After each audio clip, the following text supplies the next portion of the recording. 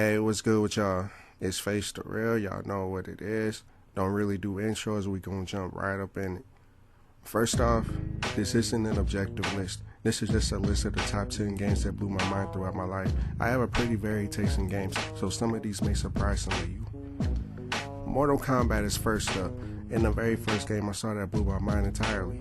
It's also the very first fighting game I played at the age of 3, and one of my first memories is clearing the tower with Liu Kang and Scorpion.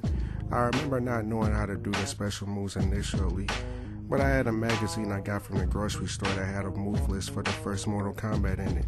I button mashed at first, but when Scorpion fired his spear for me, I was interested. Then, when Johnny Cage did his fatality on me, I was hooked. A game so violent blew my mind, and that's when I realized the red stuff swirling everywhere was blood. I loved it, and have been a fan of the series for better or worse ever since. Next up, we got probably the most influential 3D game of all time, Super Mario 64.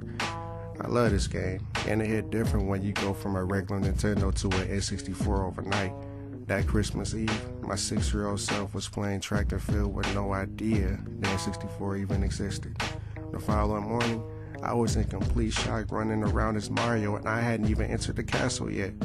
When I finally did and saw the world that was behind the painting, I was hooked. One of my proudest achievements to this day is collecting over 100 stars within a year of me owning the game with no guide. Since I was only 7 when I completed it, plus it being my first 3D game, I give myself props.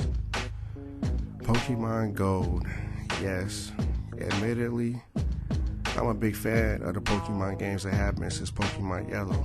So, when the sequel was announced, I begged my grandparents to pre-order Gold for me. When the game came out, I went in completely blind and loved every second. However, what blew my mind was landing in Kanto from Johto prior to fighting the Elite Four.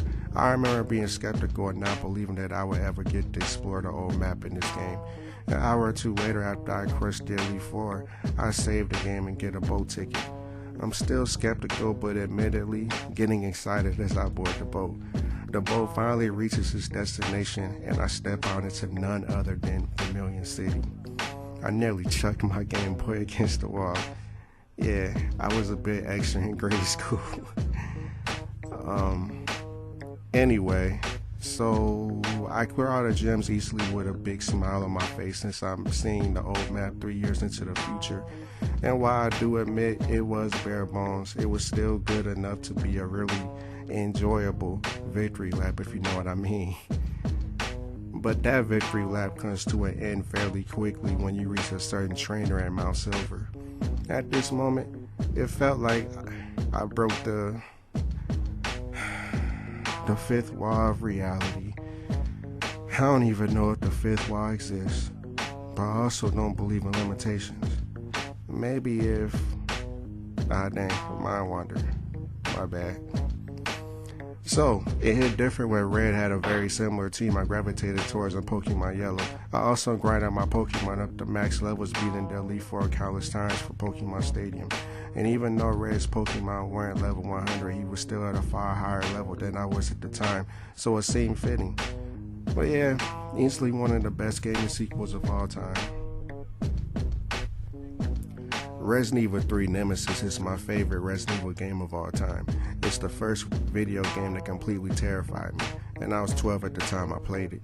I played Resident Evil 2 prior, but didn't complete Scenario B until after I completed RE3. The part that blew my mind was the fact Nemesis could go through doors. See, back in the day, the doors to other rooms were loading screens, and every enemy in the previous 2 games, including bosses, were barred behind the door you just entered for the most part. Mr. X, RE2's tyrant, or what I like to think of as Proto-Nemesis, was unable to chase you from room to room. I remember running from Nemesis and breathing a sigh of relief when I escaped into the next room, only for him to let out a roar and sprint towards me as soon as the camera angle switched. One of the few times I nearly wet my pants out of fear in my whole life. Another thing that blew my mind is how replayable the game is. See, there's only one scenario, but that one scenario has a bit of randomness to it when it comes to health items, weapons and ammo, and some key items where they are in the game. Some enemies may spawn in areas that didn't previously on a reload or a new playthrough to also keep things unpredictable. There are also entire cutscenes you can miss no matter how many times you replay the game, and it just felt like the game was ahead of its time since some of the things implemented in this game did not appear in the sequels, unfortunately. DBZ Budokai is a game I hardly had any hope for. This is because most of, if not all, Dragon Ball games that came out prior in my country just weren't very good. All of that changed with Budokai. The cinematic story was amazing to play through repeatedly due to the cutscenes being DBZ action figures, which gave it a unique look that worked. The versus mode was good since you had around 20 or so characters to play as from the Saiyan through Cell game sagas. The World Tournament felt very Dragon Ball-esque, with the anime Budokai announcer as the literal announcer in the game. The capsule system gave way to unique ways to enhance your favorite fighters and have a grindy but welcome feel for the game. My mind was blown by how great the game was, and even though Budokai 3 outshines it in nearly every way, I still prefer the story in the first game over the other two games, especially Budokai 2.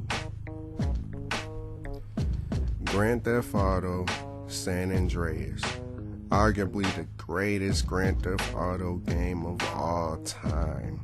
Shout out to Vice City and GTA 4 as well, but the sheer magnitude of how big the game felt was crazy during the PS2 era. You had 3 big cities and over 100 story missions. CJ could get fat, skinny, or in shape depending on how you ate food or exercised.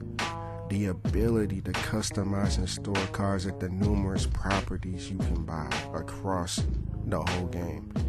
You could also customize your clothes and your appearance. And then, store the outfits at your properties.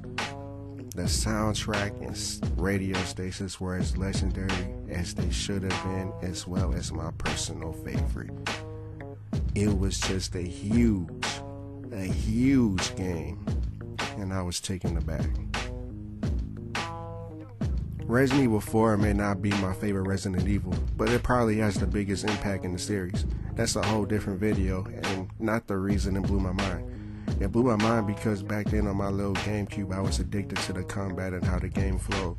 Each level felt great to play through, and it's one of the few games in history where I beat the game with just one weapon on its professional difficulty. Each weapon, excluding the Mind Thrower, since there wasn't really enough ammo for one whole playthrough, but I did beat the game with a knife while only using the unupgraded handgun when forced to shoot something to progress the story. It was just crazy addictive, and the graphics themselves were in a league of its own at the time. I could go on and on, but I believe the game was and still is perfect. Sure, as I got older, the game did start to feel dated, and the castle portion just seemed to drag on. But beyond that, it was a great looking game with amazing gameplay with a solid pace for its main campaign. And I swear I wasn't trying to rhyme right there. That just came out like, yeah. Now, Left 4 Dead is probably, no, let me run that back. Left 4 Dead is the best multiplayer shooter I have ever played. I meant that back then, and I mean that today. Despite his reputation today, I have to give credit to Darkside Phil. I saw him playing the first Left 4 Dead on his channel back at like 2008 and plotted on getting the Xbox 360. About a year later, I had an Xbox 360 as well as Left 4 Dead 2. But I would pick up the original Left 4 Dead shortly after that to experience those maps as well. Anyway, I love this game. The game has an AI director, meaning that every enemy spawn and item spawn is pretty much random. The special effects became staples in horror games and worked pretty well together in versus. The online community was mostly bros that wanted to kick back and shoot zombies. It still is a blast.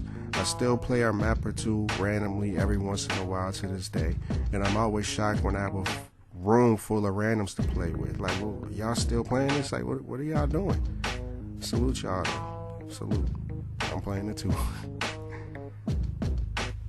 Street Fighter 4. Ah yes, Street Fighter 4. The game that opened up national and international play for me. The game that made me take fighters a bit seriously. See, I always loved fighting games, but I usually wanted them. From family to friends to associates to neighbors to even co-workers at the time. I was pretty much a behemoth in a small pond. However, when I got my ass handed to me, it blew my mind. But that wasn't the first thing that blew my mind. How the game was presented blew my mind. It was a revitalization of fighting games since they fell off and became super niche. And the combos replicated that. It also felt like a lot of the key fighters outside of Street Fighter 3 were present. I have nothing bad to say about the game. Nothing. Thinking about how much it impacted how I view fighters is enough to put a smile on my face. I also have very fond memories sparring with one of the few people I ever met in person that could beat me in the game as well as his brother sometimes. The game took offline content to another level and implemented combo trials for each individual character. You had to clear the arcade mode with certain characters to unlock certain characters. Arcade mode had a prologue, rival cutscenes, and an ending for each character. The meter management was on another level, and this is the game I ironically started to play Vega, who was really bad in the vanilla version of the game.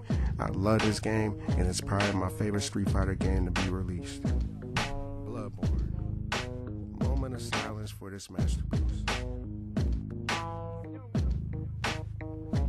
This game is my favorite Sony exclusive across the past decade, and I'm afraid it isn't even close. I don't want to speak on this game that much in this video because I actually have a very important video coming up speaking on this game, so I will keep this short. The game blew me away the second it clicked for me. This was my first Soulsborne. So needless to say, I died repeatedly in the first area for a couple days. I was gonna give up, but then I started making progress. Ran into the first boss, my jaw dropped. Ran into the second major hub area, and my jaw dropped. Saw a creepy enemy that I've never seen before, and you guessed it, my jaw dropped. Nearly everything about this game had my jaw on the floor for most of the playthrough. It also taught me that no matter how hard things get, there is always a solution, and you should never give up. I really love the game. You guys will never quite understand. This was the last game that blew me away. So there you have it. From the time I was a wee lad, all the way to being a middle-aged man, those are the games that blew me away the most over the years. Of course, there are more games and there may be a part 2. However, I'm curious to how you all feel. What are some games that blew you away? Or any other games I listed games that blew you away? Drop a like, comment your thoughts, and most importantly, have a great day.